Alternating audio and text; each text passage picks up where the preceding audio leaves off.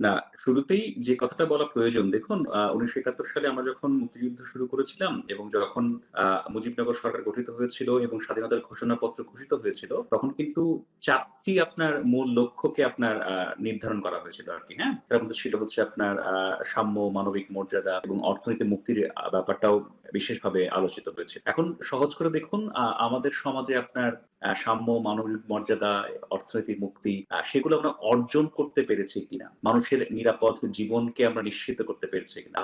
সেগুলো কিন্তু আ আমার কাছে মনে হয় এখনো বহুদূর। বাংলাদেশের প্রায় ৩০% মতো মানুষ আপনার দারিদ্র্য সীমার নিচে এখনো বসবাস করে।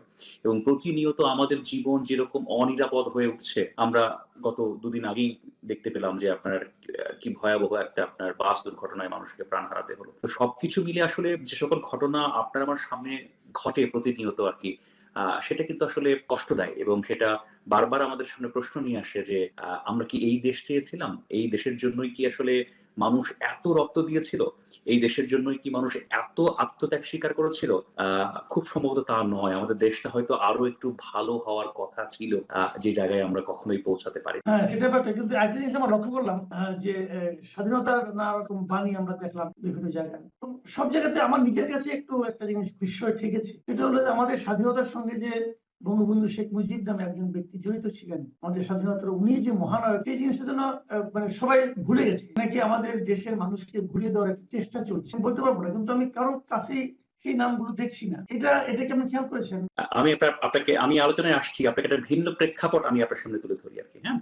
আপনি দেখেন ১৯৭১ সালে যখন আপনার অপারেশন সার্চলাইট পরিচালিত হয়েছে, অপারেশন সার্চলাইট এর একটা অংশ ছিল হচ্ছে বঙ্গবন্ধুর ধানমন্ডির ৩২ নম্বর সড়কের যে বাড়ি, সেই সড়কের বাড়িতে অভিযান পরিচালনা করা এবং তখনকার বাংলার অবিসংবাদিত নেতা বঙ্গবন্ধু শেখ মুজিবুর রহমানকে আটক করা এবং সেই আটকটা সম্পন্ন হয়ে যায় আসলে মধ্যরাতেই, তখন ২৬ মার্চ পড়ে গেছে আরকি। এবং ২৬ মার্চ সকালবেলা থেকে ঢাকা শহরে তখন কারফিউ, আ পাকিস্তানি ট্যাংক চলছে এবং বিভিন্ন জায়গায় আপনার নিরাপত্তা জোরদার করা হয়েছে। এবং এই নিরাপত্তা নিশ্চিত করার মধ্যে একটা জায়গা ছিল হচ্ছে ধানমন্ডির ৩২ নাম্বার। তার মানে হচ্ছে ১৯৭১ সালের ২৬ মার্চ সকালবেলা ধানমন্ডির ৩২ নম্বরের সড়কে পাকিস্তান সেনাবাহিনীর প্রহরা ছিল, পুলিশ ছিল। আপনি আজ ২০২৬ এ যখন আমি কথা বলছি, আজও ধানমন্ডি ৩২ নাম্বারের ভাঙা, পুড়িয়ে দেয়া বাড়ির সামনে পুলিশ ছিল। এটা একটা ভয়াবহ আপনার না, তখন কি তো বলা যায়?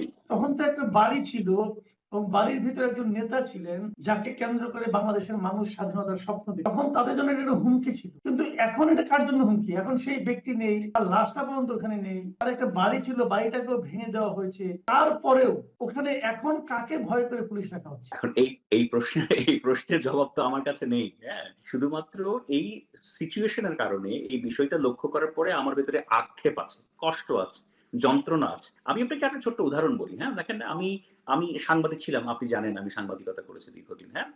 আমি যখন সাংবাদিকতা করতাম তখন আওয়ামী লীগ আমল ক্ষমতায়, আওয়ামী লীগের মন্ত্রীরা অনেক প্রতাপশালী, তারা দায়িত্বশীল ভূমিকা পালন করছেন। তারা অনেক ক্ষমতাবান। আমি বুয়েটে একটা অনুষ্ঠানে গিয়েছিলাম। সেই অনুষ্ঠানে আমার আজও মনে আছে। সেই অনুষ্ঠানে জুনায়েদ আহমেদ পলক, যে ভদ্রলোক আপনার সম্ভবত আইসিটি প্রতিমন্ত্রী ছিলেন এবং তিনি তরুণ একজন সংসদ সদস্য হিসেবে খুবই প্রতাপশালী ছিল। তো সেই অনুষ্ঠানে সেই ভদ্রলোক ছিলেন হচ্ছে আপনার প্রধান অতিথি। এটা ছিল ফেব্রুয়ারি মাসের একটা অনুষ্ঠান। কোন বছর আমার ঠিক তখন মনে নেই। তখন সেই অনুষ্ঠানে যখন ভাষা আন্দোলনে তিনি আলোচনা করছিলেন, ভাষা আন্দোলনে আলোচনা করতে গিয়ে তিনি বলে ফেলেছিলেন যে বঙ্গবন্ধু শেখ মুজিবুর রহমানের নেতৃত্বে ভাষা আন্দোলন হয়েছে। যেটা আসলে মিথ্যা কথা। আওয়ামী লীগ সরকারের আমলে যেমন বঙ্গবন্ধু শেখ মুজিবুর রহমানকে ভীষণভাবে আপনার দেবতার আসনে বসানো হয়েছে। তার উপরে অতিরিক্ত আপনার বিভিন্ন বিষয়ের গৌরব আরোপ করা হয়েছে এবং বঙ্গবন্ধুকে আসলে একটা দেবতা বানানোর বা একটা কাল্ট ফিগার বানানোর চেষ্টা আওয়ামী লীগ করেছে সবসময়। আর বিপরীতে আওয়ামী লীগ কি করেছে?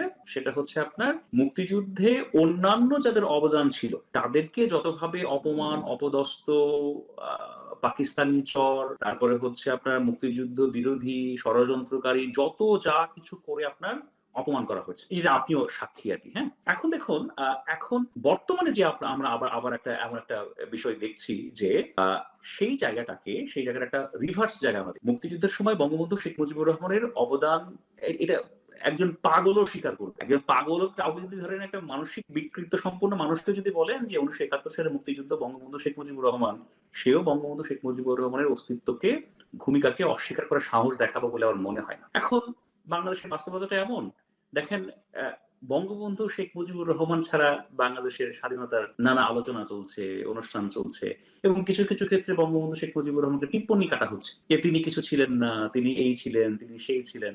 তাকে অপমান করা হচ্ছে। এবং দেখেন একেবারে রিভার্স মানে ক্ষমতার পালাবদলের সাথে, সাথে আমরা একটা রিভার্স চিত্র আমরা আমরা নানাভাবে দেখি আরকি, হ্যাঁ? যেটা আসলে ভীষণ পরিতাপের। আমার কাছে যেটা মনে হয় সেটা হচ্ছে আপনার এই দেশটা তো একটা দীর্ঘ আপনার আন্দোলন সংগ্রামের মাধ্যমে দীর্ঘদিন ধরে মানুষের ত্যাগ তিতিক্ষার মাধ্যমে দেশটা আপনার অর্জিত হয়েছে। তো সেখানে বিভিন্ন শ্রেণী পেশার মানুষের অবদান আছে। সবার অবদানকে স্বীকার করতে কেন যে আমাদের কার্পণ্য, কেন যে আমাদের আপনার ভেতরে এত হচ্ছে অনীহা, এটা আসলে আমাকে খুব ভাবায়। আজকে দেখলাম যে আহ, আহ, জাতীয় স্মৃতিসৌধে বিভিন্ন দলের লোকজন সেখানে গিয়েছেন এবং সেখানে যে সিপিবির যে নেতৃবৃন্দ যারা আছেন তারা একটা কথা বললেন যে স্বাধীনতার 55 বছর পরেও রাজাকারদের আস্ফালন দেখতে হয়, যা দেশের জন্য চরম লজ্জা। আবার বিপরীত দিকে এটাও দেখলাম যে জাতীয় স্মৃতিসৌধে আওয়ামী লীগের মানে পক্ষে ফুল দিতে এসে 3 জনকে আটক করা হয়। আওয়ামী লীগের কার্যক্রম নিষিদ্ধ, মানে আওয়ামী লীগের রাজনৈতিক কার্যক্রম নিষিদ্ধ, তো সেখানে জাতীয় স্মৃতিসৌধে কি কেউ ফুল দিতে পারবে না? জাতীয় স্মৃতিসৌধে যারা ফুল দিতে যায় তারা কি এটা রাজনীতি করতে চায়? ধরেন বিএনপি গেল, বিএনপি জাতীয় স্মৃতিসৌধে ফুল দিতে গেল, ঠিক রাজনীতি করতে গেল নাকি বিএনপি সেখানে শহীদদের প্রতি শ্রদ্ধা জানাতে গেল? এই বিষয়টা কেমন হলো না? শোনেন, আপনার কাছে এটা কিভাবে ব্যাখ্যা করবেন? আপনাকে আমি খুব সহজ করে বলি। বাংলাদেশের রাজনৈতিক সংস্কৃতি কিন্তু খুবই নোংরা। বাংলাদেশের রাজনৈতিক সংস্কৃতি কিন্তু খুবই হচ্ছে আপনার সংকীর্ণ এবং সেটার চর্চা আমরা বিভিন্ন সময় বিভিন্নভাবে দিই। কিন্তু আপনি যদি একটা উদার মনস্ক মানুষ হিসেবে যদি নানা কিছু আপনি চিন্তা করেন, সেই ক্ষেত্রে একটা জাতীয় দিবসে একজন নাগরিক শ্রদ্ধা জানাতে গেছে, তাকে গ্রেফতার করা হয়েছে একটা স্লোগান দেওয়ার জন্য, যে স্লোগান আমাদের মুক্তিযুদ্ধের স্লোগান ছিল। এটা তো ধরেন সামান্য সভ্য দেশের কোনো মানুষ শুনলেও তার হার্ট অ্যাটাক করবে। বলে অসম্ভব ঘটনা।